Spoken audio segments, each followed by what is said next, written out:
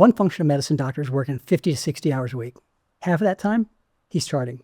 Prior auth, insurance compliance, arguably has nothing to do with healing. Midnight runs, unusual to not stay up to midnight. Family was suffering, very close to leaving medicine entirely. And I've worked with dozens of doctors who are like that, who really need to transition. When they switch, they typically reclaim 20 hours a week, and they go from 50% plus admin to 80% plus direct patient care. Same training, same skills, a totally different life. So instead of theory, I'm going to walk you through a real before and after workflow transformation in a functional medicine practice. The intake process, the workflow, visit structure, time savings, revenue, okay? So you have a 25-hour per week insurance tax on every EMR practice that does insurance. And most doctors think, I just need to increase my efficiency. They can't, and they're not inefficient. That's not the problem. The system is inefficient by design. Insurance companies create obstacles to paying you. That's part of their job, and that's going to take you time to address. And that insurance compliance work is a tax that you're paying, 20 or 30 hours a week. Prior authorizations, billing code review, meaningful use, defensive charting for reimbursement, sure, that I can see that maybe a little bit. One of our doctors really tracked his time, 50 to 60 hours a week of total work, that's a long week for me. And half of it was admin work, and somewhere between 40 and 50% patient care. And he said, I used to chart to satisfy billing rules. Now I chart to improve outcomes because I've changed my software. And the real cost to him wasn't that he was just wasting so much time and money, but that he was burned out. And he felt like, I just am not any good at this. And ultimately, if you're in an insurance environment, you suffer from the problem that you can't do the things for the patients that you like because the insurance doesn't cover it. And people call that moral injury. And I think that is what it is. And being shackled while you're trying to work, very difficult. I can't work like this. I like to have my hands free. So you're going to ask, how will I get paid, and how will that work? And how can I do the proper insurance? And there's a lot. You got to consider a lot of stuff. The insurance model is basically, diagnose and bill. The cash model is the patient's story to heal, right? I'm not diagnosing and billing. I'm actually getting the story and healing, right? You used to bill a real short story to pay the bills, like maybe a little novella, not really a whole story.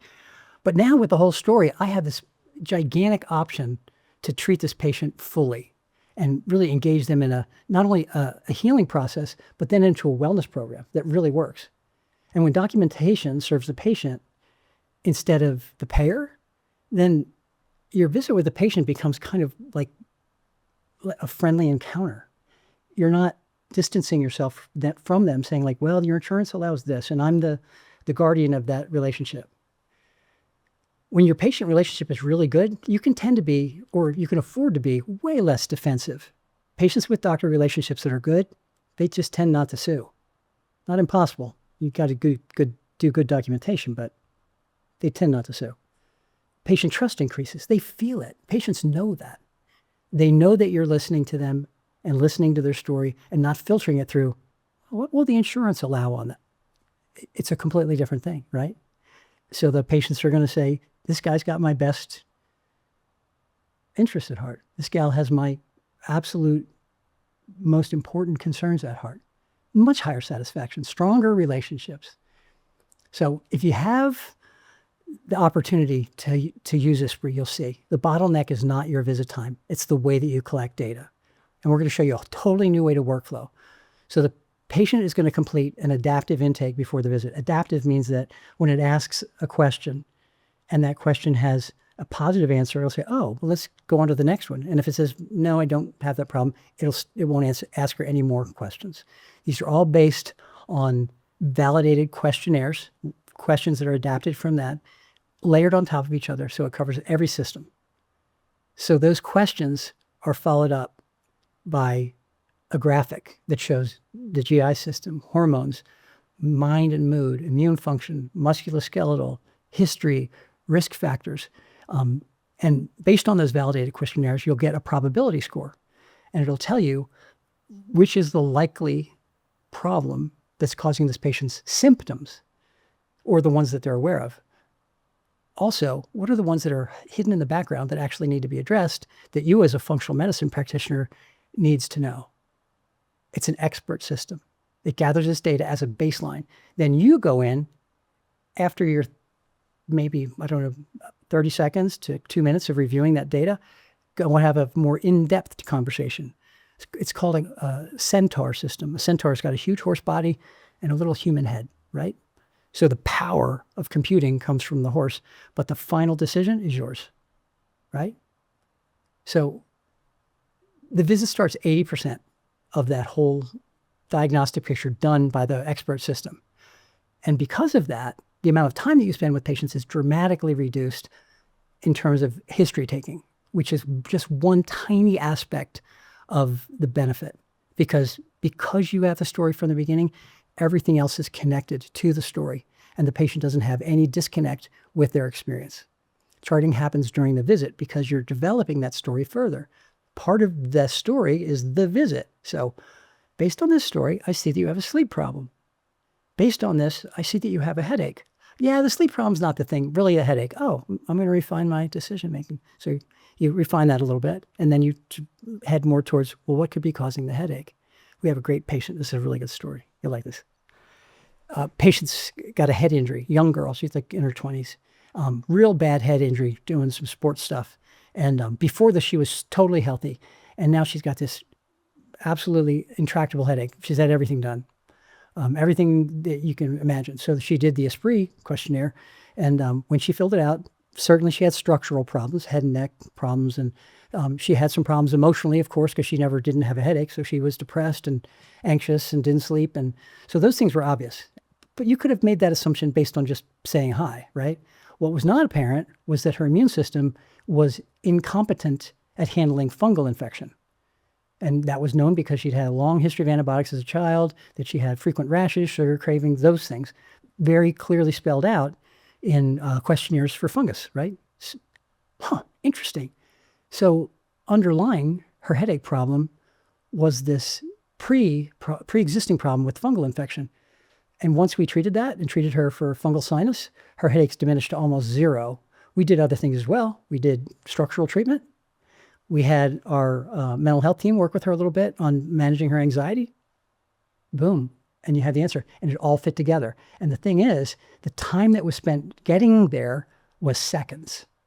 So instead of having a visit with a failure, another visit with a failure, another visit with a failure, oh, we're getting there from the first visit, right? And I knew from the very first time what we needed to discuss. So we could discuss, we're going to put you on a couple supplements that will help your bowel move a little better so you don't have a fungal problem there. We're going to give you something a botanical compound to help you reduce the immune impact of the fungus. We're going to do these things. And the patient says, oh, that's part of my story now. And that's integrated into the story. That's prescribing. Put her on some medication to handle some of the headache problem in the story. All of this builds the story, and it's all coming together. It's a big flow. It's like a snow melt. Her first story is melting down into the stream, and things are being added as little trickles of the stream, little tributaries, until you have a real nice flow, a workflow that really works, right? Then your follow-up scheduling is really easy because you're just continuing the story, right? You have really that idea of we do shared decision-making. That is really not true in most practices. The doctor tells the patient, and the patient says, oh, okay. And that's called shared decision-making. In our practice and with Esprē, we have your story. Is that story true? Yes, it is. Can we build on the story? Sure, build on the story. Increase that connection. Then we're creating shared decision-making. This would be a good idea, I think. What do you think? Okay, good. And you have real shared decision-making. Because you've done that, no one's calling you and saying, what was that again? They have the story. Not only that, they have an open note in the portal. They can look at the whole thing. They can look at everything. And because you've documented everything in the visit, because it's a story, it's awesome. You don't have any after-hours documentation. It's already been done. Because you're authoring this patient's visit history. You're authoring this patient's health journey. You and the patient, she's your co-writer, right? Her headaches are better. Bonus. And my life is good. Less questions at the end. higher confidence in the plan, stronger engagement, and the time you reclaim is just unbelievable. And you can do with it whatever you like. You can make more money. You can have more time off. You can spend more time with your patients. If you're not spending enough time, you need to spend time with your patients.